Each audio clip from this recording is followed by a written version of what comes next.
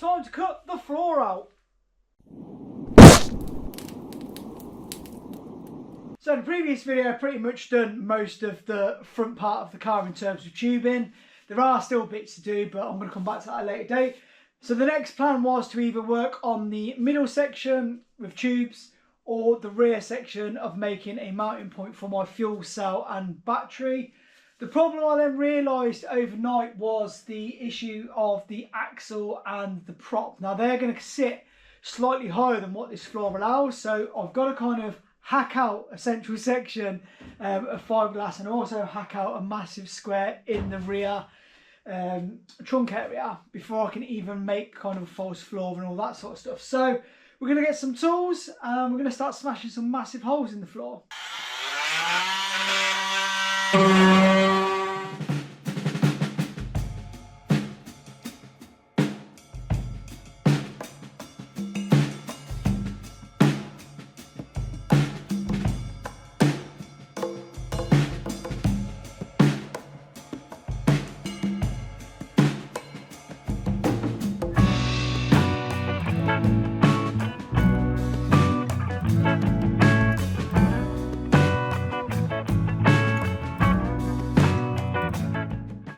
And just like that, I've realised that nothing's going to fit. So I've gone under, I've used a pan hard bar, and kind of seen that I'm going to have to extend a bit of the fiberglass out a little bit, so it's no dramas. And then I've gone under and done a bit of a jiggery pokery with a prop. Obviously this is completely the wrong end, but this end is perfect for the axle.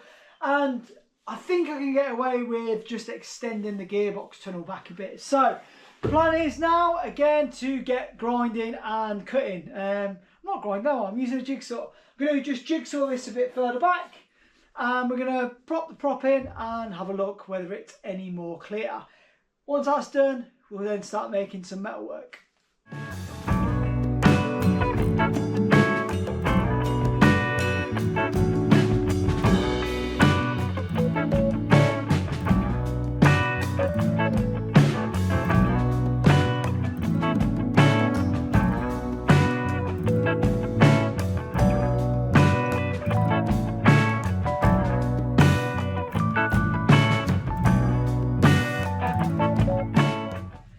Well, I thought I'd clear, and to be honest, it probably would at ride height, but I want to make sure that there's no way that the prop's going to come into contact with anything.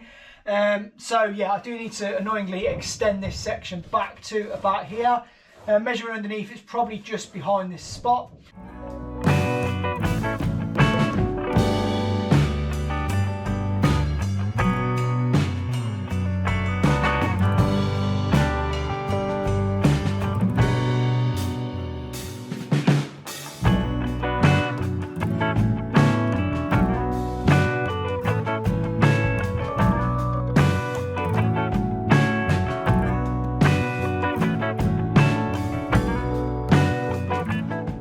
The plan is, with the new cut bits of 3mm, I'm going to basically make a perimeter frame to follow this all the way around.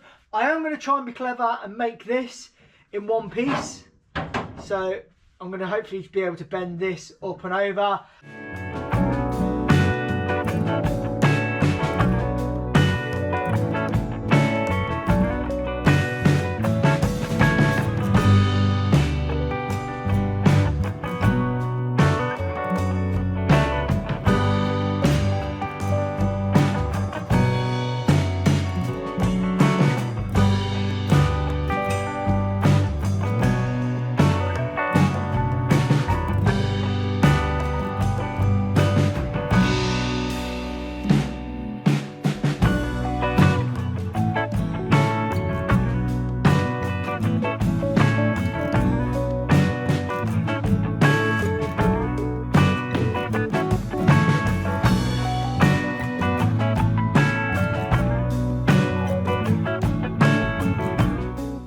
So I've now got a top basically section in, made a little rainbow stencil and transferred that onto some scrap 3mm steel, cut it out, and we've kind of got the top bit. So what I'm going to do is tack it in place.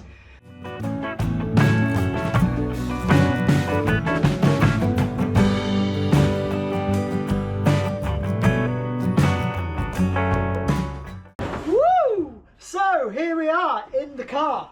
I've done it this way around because the camera angle the other way is just dire. But yeah, basically I need to start making some kind of mounting system for my gear stick. Now you could use the original BMW one in this car. On the Model A I couldn't. I can't really remember why, but I think there's a bit more room in this 32. But basically, if you just connect it to the gearbox this end as usual, I can't do it in the minute because the G-clamp's in the way, but you would just put that in there like that, obviously connect the bar up where that needs to go, and then you would just need to make literally a rear support for this bit here. So obviously on a BMW, this is just a bush that sits into something on the bodywork, I can't really remember what, but all you've got to do is just have something that holds that. You could probably just use like a rose joint, or obviously make something that fits this. However, I'm not going to use that. The reason being is I bought a drift shifter. They call it a drift shifter, but it's basically kind of an aftermarket one for the BMW E46. Now the bushes in there are plastic, whereas this is a similar to a rose joint. It's a spherical bearing, I think it's called, but basically it's a proper, like, you're going to get a good quality feel from it. And obviously I've also got my laser cut bracket for mounting from the Model A. Well, from the design of the Model A, I've had this laser cut afterwards. But basically, yeah, that will sit in there. And we just need to mount this where it is, and then just nick the bar off the bottom of that and connect it up. So in theory it's simple, but I do obviously have to make all the mounting stuff. So I'm gonna have a bit of a measure. I'm gonna go through the scrap bin, see what I've got, and try and get this mounted to the metalwork first, and then I can start working out where the cover goes.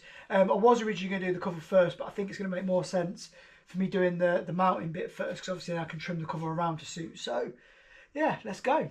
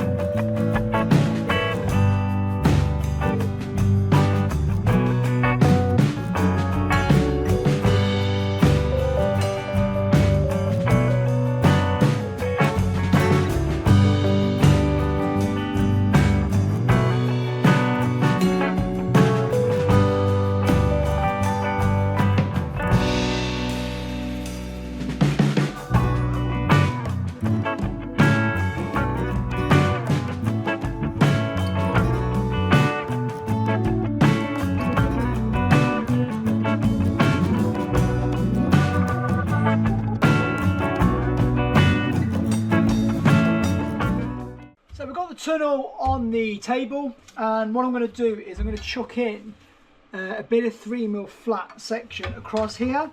I checked it in the car, it will clear. The reason I'm doing that is it's going to act kind of like a bit of a prop hoop.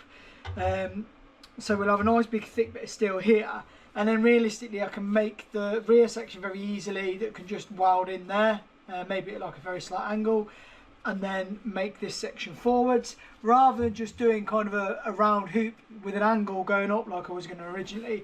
Because I do think it's going to be more beneficial to have a nice thick bit of steel in there in case the prop decides to go off ski.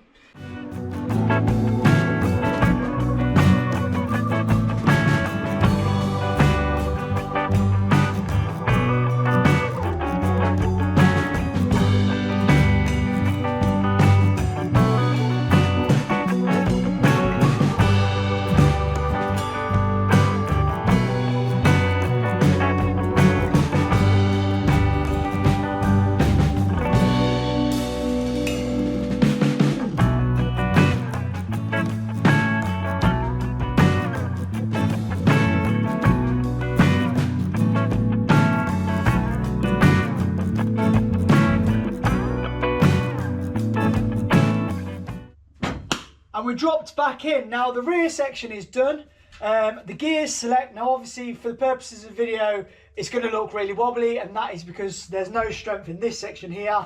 None of this is bonded, and also I'm kind of missing a big bracing support at the back, which I'm going to put in at some point. But you will be able to see, as nice as that is, I've got all gears including reverse. So happy with how it is at the minute. I need to now work on the front section, and to be honest with you, I ain't got a Scooby-Doo what I'm doing with it, because normally I would just bend up basically a tunnel like this, but the problem is I've got to cut out on this side because I need to put the accelerator pedal in, so I can't go kind of as a nice easy curve over.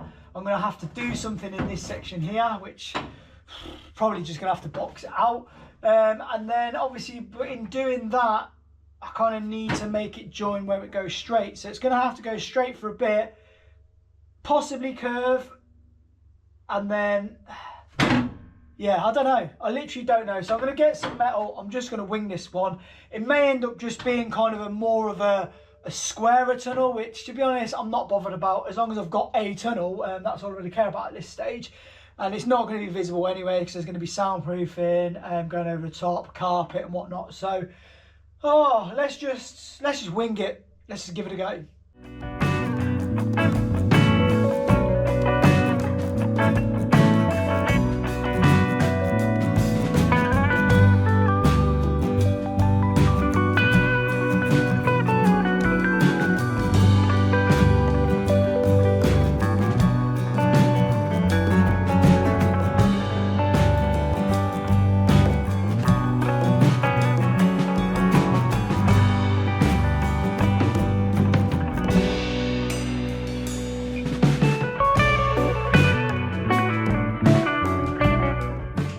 Rather than just drag this video out, because I know you're looking at the time and thinking, bloody hell, is there much left? Well, there isn't, because I've literally done the tunnel.